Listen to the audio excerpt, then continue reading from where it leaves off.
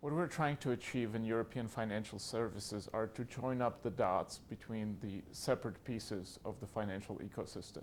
We are focusing on bringing the modern technologies that you would meet in what we call enabling technologies, but everybody else calls fintechs, and create or use those technologies to fully transform old legacy businesses.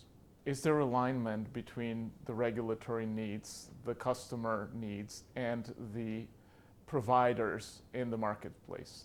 Today, I would say no.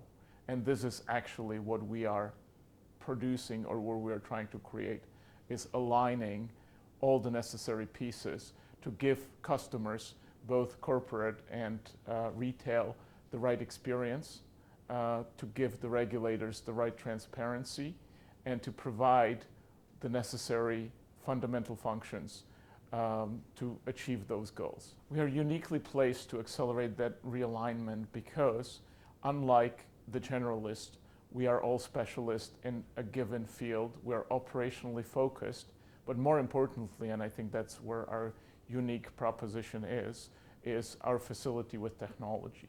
We have been able to trademark the word enabling technologies in financial services, and the reason is nobody has been thinking about it the way we are. We are not talking about fintech.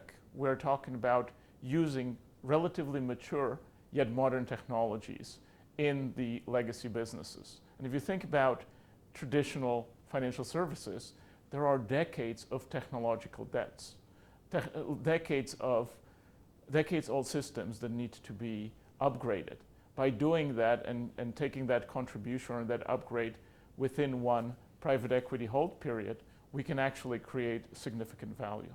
The components within the enabling technologies portfolio or methodology are core banking system, or core systems in general, that goes for insurance, payment systems, modern payment systems, including digital advertising elements, and things that enable us to bring in modern technologies or modern functionality like buy now, pay later into the legacy systems.